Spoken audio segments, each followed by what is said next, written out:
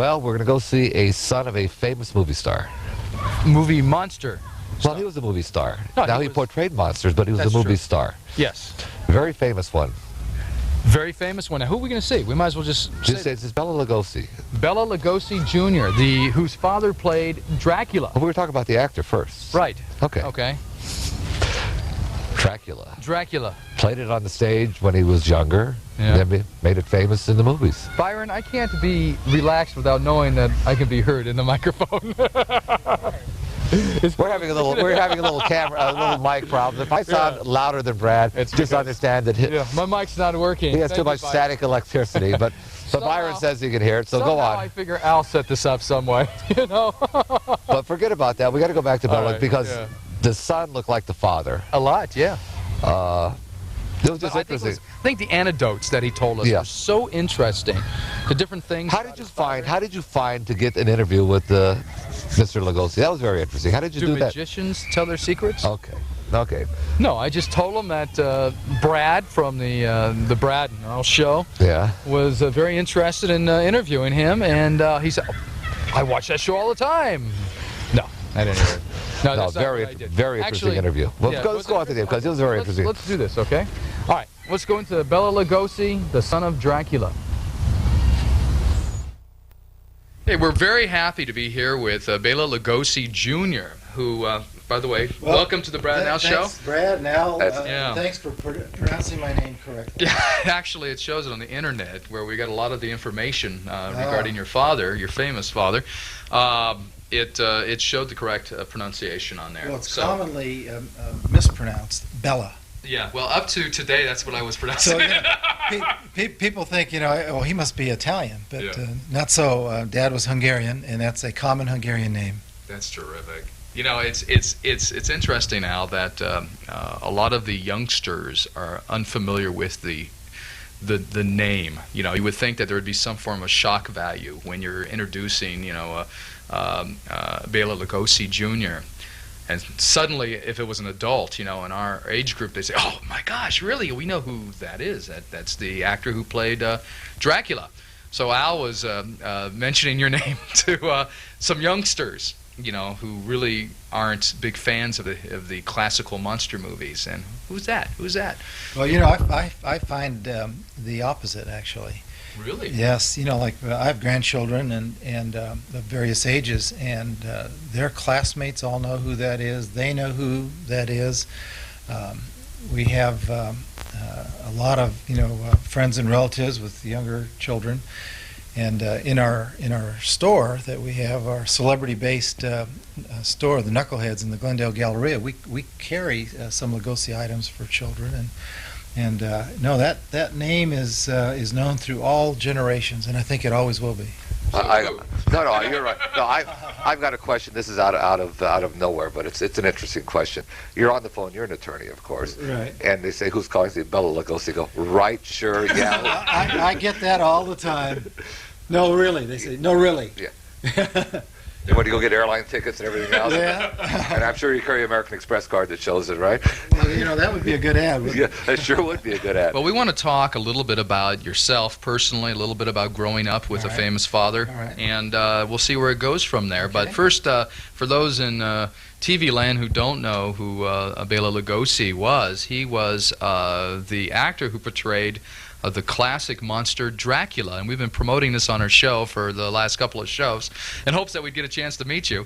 But at any rate, you remember back in the 30s, the movie Dracula, which was a production from Universal Studios in 1931. It really kicked off an era of the classic horror monsters. That was followed by the Wolfman and Frankenstein and the Mummy.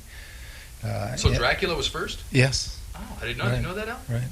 Yeah, I think that was how it started, because back before it, I know you're going to ask him that he was in a play, and I think you want to expound on that. The role, the characterization that is so famous, that was brought to the Universal Motion Pictures, was really created by Father years before that. He played Count Dracula just that way on the Broadway stage at first, and then around the country.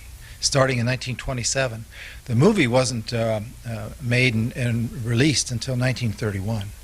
Right. So he had already perfected the role and was famous in it. Now, I understand that originally the person who was to portray Dracula in the 31 movie was Lon Chaney. Yes, the studio wanted Lon Chaney. He was a proven, horror actor on film, and unfortunately he died. Yeah. And then the search was on for who would replace him, and my father always wondered why he wasn't the first choice, because the role he had made that part his already. And so he did contact the studio and express interest, and ultimately, obviously, history was made. Let me ask one more question what's on the top of my mind before you jump in, okay? And I wanted to ask regarding the death in the film and so forth, the Lon Chaney. Your father's last movie, which was portrayed in the movie Ed Wood, which was starring Johnny Depp and Martin Landau, was a movie that your father was geared to do back in 1956, and it was called Plan 9 Plan 9 from Outer Space. Thanks, Al. And your father, unfortunately, had passed away before the filming of the movie. No, well, before the completion of the filming. Okay, so it's during the movie. That's right. I told you. It was during the movie. Right. So they had, well, from what I had read, they had only taken test shots of your father's costume, and that's what they used in the movie was out-of-focus pictures of your dad. Exactly right. And then when they needed something other than that, they used well, Ed Wood, who produced the movie, had a dentist friend that was a wannabe actor, and so they had this dentist there showing him in the back with the cape on. Going like this with a cape and everything. So I thought that was kind of humorous. But, it was. Well, you had to know Ed Wood. That's funny. Al? I think one of the main questions I'd like to know is your father portrayed such an evil person on the screen. Not evil, but a character. What was it like growing up with him? Well, Dad could be evil, and he could be anything he wanted because he was a trained actor. And so he was putting on the evil. Yeah. He was really a very wonderful family man. He did not bring his part home, but he could joke around, and all I needed for discipline was a look from him. He did have a scary look. He had a look. Oh, yeah. Just a look into his eyes. That's all. Okay. That's all it took. I got to ask you a question here. What about on some of the holidays with your father? I mean, everybody wants to know during Halloween. Your father didn't bring the costume home. I told you not to ask that question. But did you dress up at all during Halloween? Or not when I was with Dad. In those years, I never, to my memory, ever dressed up as Dracula. Really? That role was he didn't really. Insist that, right? That's not a role he lived off the stage and off the screen. Although he would joke around and he could do it on cue. Right. But he really didn't do that. He would joke with some kids that would come up to the door for trick or treating. I'd be scared out to death. Oh, yeah. Because the eyes, the face, you would recognize it immediately back in those days. All right. Al, do you have another question? Oh, I've got another question. I think one of the main things we were coming here for, you spent the last few years trying to do something for your father, try to get him on a stamp. Yes, I'm Bela Lugosi Jr. And Chance, Sarah Karloff, the daughter of Boris, and Ron Chaney, the grandson of Lon Chaney Jr., who played the Wolfman, and great-grandson of the original Lon Chaney, who was Phantom of the Opera, met at a horror convention for the first time back in Arlington, Virginia. And we got to know each other. And at that time, the seeds of the idea of trying to get a commemorative United States postage stamp for our ancestors came up.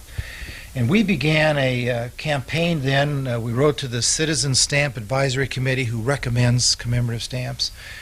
We had a petition process. We got fans. We had, 10 or 20,000 fan signatures on petitions that went back to the Postal Service, and really in a very short time for the normal process, I think it was somewhere between a year and 2 years, we got approval. And so this year, just before Halloween, there was a United States Postal Stamp Series honoring Bela Lugosi. as Phantom of the Opera. Wow. Boris Karloff as the Mummy and as Frankenstein. And it's a beautiful set. That's And incredible. yeah, the family's really very, very proud of that. Now, those are available at the post office, or how do you... For a limited time. For a limited time? Yeah. Wow, that is terrific. God, that's a very good thing that you did. Now, is there another thing that you had done as well that you spent a long portion of your life in trying to accomplish? Well, and why? Well, really there is. Back when I was in law school in the early 1960s, Universal had started merchandising my dad's image as Dracula on all sorts of toys, games, puzzles, etc. And I started a lawsuit at that time against Universal, which went on for 13 years actually. And the trial court decision in my favor was really the law of the land for quite a long time, that the right of publicity belonged to the heirs of a deceased celebrity, and it was a property right. Eventually, the California Supreme Court reversed that decision, and so after that, I supported legislation in California here to reverse that decision. And so in the early 1980s, California enacted Civil Code Section 990, which is the Celebrity Rights Act, which says that the name and likeness, etc., of a deceased celebrity, those rights belong to the heirs for 50 years after the death of the celebrity. And so now you must obtain the permission of the rights holders before you can merchandise. And so that's really the business that I've been in, in these last several years, starting in the 1990s. That's my question. Early 90s. In this office we're sitting here, we've got pictures of the Three Stooges, which were, I think,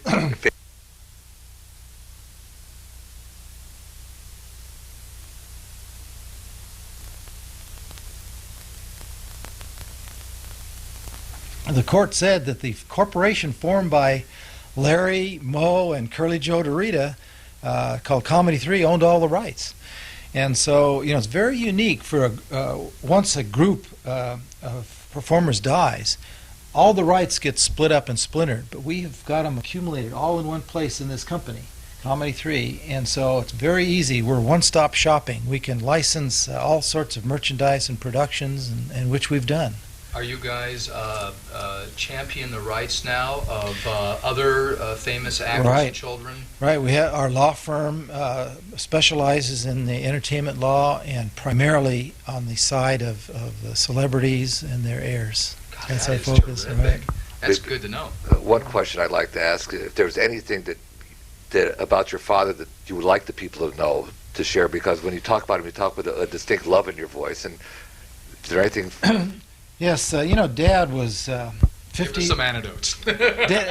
Dad was 56 years old when I was born, so there was a very large age difference. But I spent a lot of quality time with my dad in the summer times, during summer vacation, and I traveled one whole summer with he and my mom back east when he's doing summer stock and performing. And he was a very good family man. What he would always try to do, because of the wisdom of his years, he was always trying to impart to me that wisdom. Trying to, we'd drive through the mountain range, and he'd be talking about the geology and the geography, and he read voraciously. He was current on all sorts of subjects, and so he'd talk about politics and religion and art and things like that. And another thing people probably don't know is that his social group really wasn't the Hollywood set. So he didn't hang around with Boris Karloff or Lon Chaney Jr.? On the set. But really socially, his friends, he had a number of Hungarian friends, but his friends were mostly like artists, musicians, dancers, artisans of different types.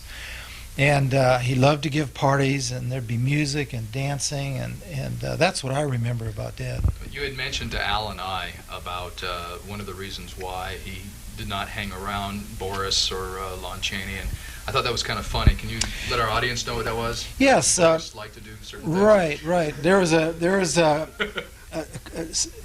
these characters are so distinct one from another. Like, for example, Boris was an English gentleman who loved gardening. Frankenstein in the garden. Right, but that's not Dad, And so he was Hungarian and European. He traveled the world, and he liked the good wine, good cigars, good food, dancing, music, and things like that. And so their lives were so different one from the other. And really, Lon Chaney Jr. was strictly an American product, and had a whole different background in life. His family, I think, was a salt of the earth kind of. Maybe even a farming, ranching family, and he's that kind of person. Very much younger, too. And he was younger, yeah. So there was a big enough difference in all sorts of areas that they wouldn't be naturals to hang out together. Right?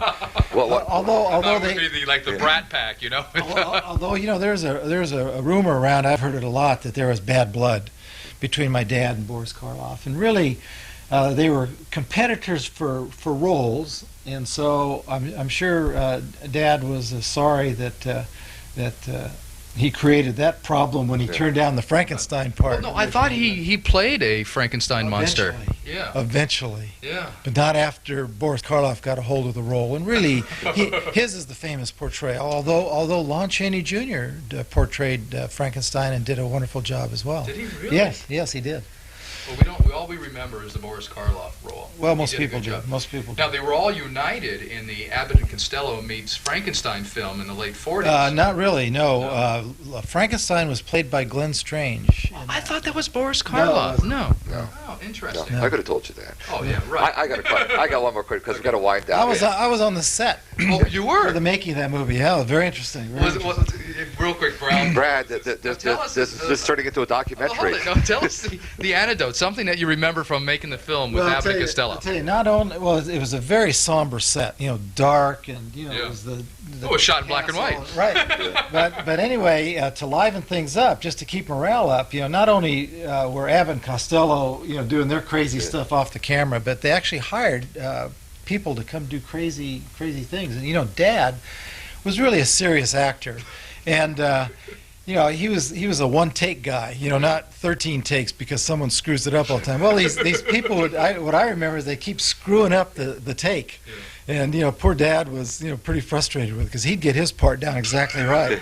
I could see. I told you. Well, one question I've got before we wrap this thing up, Brad, is we didn't talk about your mother. Was she usually stars in those areas married actresses or someone within the industry? Well, I would assume. My mother was much younger. They had a 20-year marriage. She had done a little acting just because he was an actor. In others, she played the maid in the Dracula scene, which my dad did on stage from time to time. No, afterwards. After. No, she was much younger. Okay, so are you saying that after your father when he toured, sometimes he'd need someone to play the maid on stage, and so she would step in and do that. But no, she was just a beautiful, young woman, and spent 20 years of her life with him, traveling and taking care of him as an actor. Yeah. Well, that's great. Well, we want to thank Bela at this point, don't we? Oh, absolutely.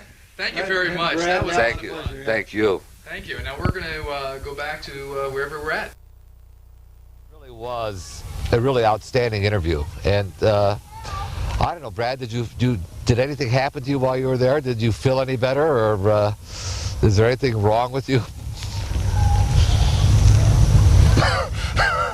You see what I put up with? First, he got his wife's nightgown on backwards. No, can you hold this out for me? Come on, back here. What did you say? Actually, I thought that went over pretty good.